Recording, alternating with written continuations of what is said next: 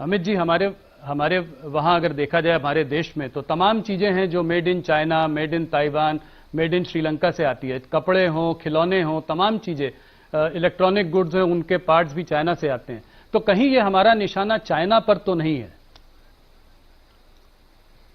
देखिए, हम कह रहे हैं कि भारत में बनी हुई चीजों का उपयोग करें, और मुझे लगता है हमारा अधिकार है। कम से कम राहुल इतना कह दे कि मैं करूंगा, तो एक व्यक्ति तो जुड़ जाएगा आंदोलन से। ढेर सारे लोग जुड़े हैं, आप जुड़ जाइए आज से, ऐसा मैं आपको अपील करना चाहता हूं। ये जो हमारा पैकेज है, ये पैकेज के अंदर 1,70,000 करोड़ का त्वरित लाभ भी दिया है। उनको एक कोविड महामारी के कारण जो नुकसान हुआ है, हमारे छोटे उद्यमी है, ट्रेडर्स हैं, किसान हैं, श्रमिक मजदूर है, इनको बैठा करने के लिए भी व्यवस्था है। इनके वर्किंग कैपिटल की व्यवस्था की है, जिसकी गारंटी भारत सरकार ने ली है। आज पहली बार एमएसएमई के वर्किंग कैपिटल की गारंटी भारत सरकार ने ली है, और डिस्कॉम के लिए 90,000 करोड़ रुपए का एक पैकेज दिया है। एमएसएमई के लिए 3 लाख करोड़ का पैकेज दिया है। और तीसरा जो रिफॉर्म्स करे हैं, ये रिफॉर्म्स से हम लॉन्ग टर्म हमारे भारत को मैन्युफैक्चरिंग हब बनाने की एक नींव डालने का काम करेंगे। मैं मानता हूं कि मोदी जी की इस रणनीति को, जिन्होंने 6 दशकों तक अपने परिवार के लिए ही सोचा है और सत्ता का सुख ही सिर्फ भोगा है, वो परिवार ये रणनीति को नहीं समझ सकता, क्योंकि इनके पास बहुत मौके देश की जनता ने दिए। देश वहां का वहां रहेगा, परिवार मजबूत होता गया।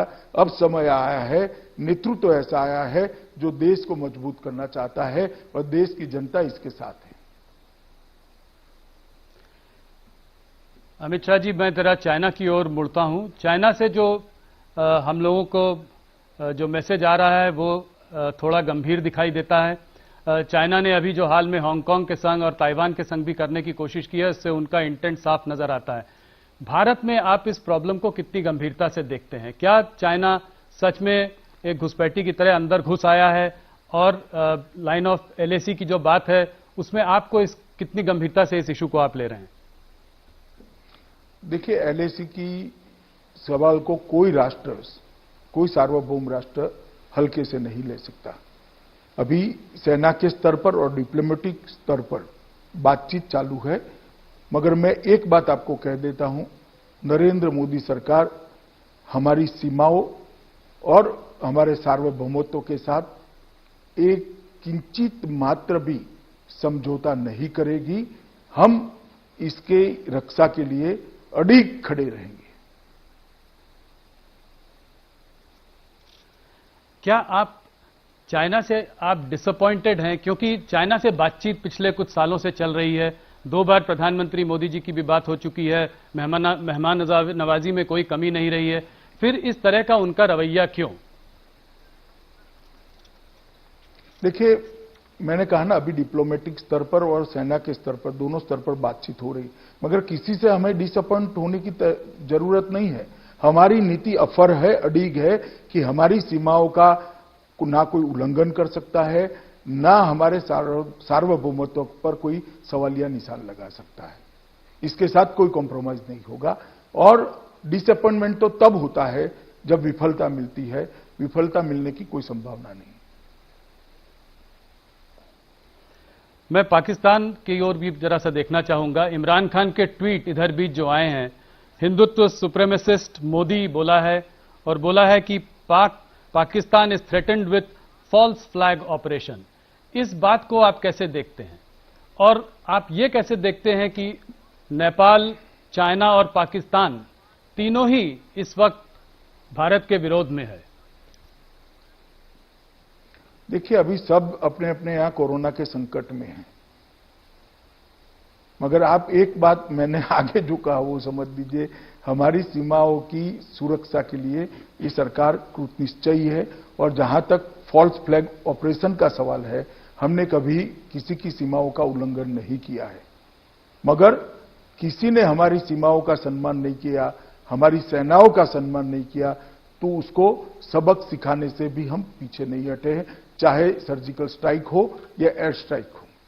ये हमारा रिकॉर्ड दुनिया के सामने अब प्रस्थापित हो चुका है और हमारी रक्षा नीति भी अब व्याख्यायित हो चुकी है।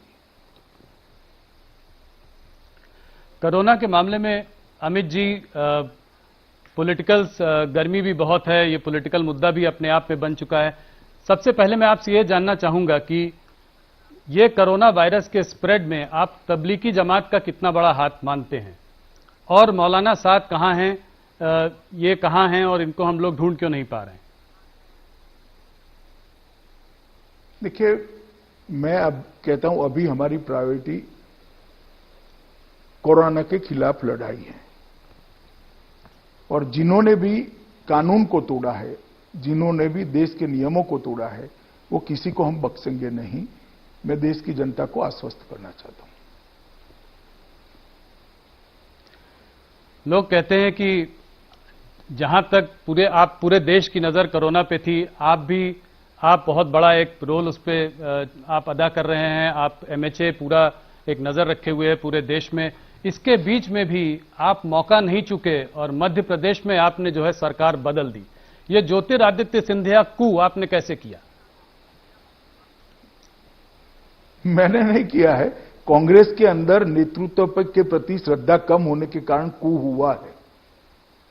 देखिए, मध्य प्रदेश में कांग्रेस की सरकार थी, इसको बचाने की जिम्मेदारी मेरी कैसे हो सकती है? इसको बचाने की जिम्मेदारी सोनिया जी और राहुल जी की है। उनके यहां से इनके इतने बड़े नेता नाराज होकर इस्तीफे देकर निकल गए, इतना बड़ा ग्रुप निकल गया, और किसी ने दल बदल नहीं करा है, सबने इस्तीफे दिए हैं और बाद में भारतीय जनता पार्टी ज्वाइन करिए। अब मध्य प्रदेश की जनता तय करेगी इनका फैसला सही था या गलत था। मगर मैं स्पष्ट कर दूं, ये लॉकडाउन होने के पहले हुआ है।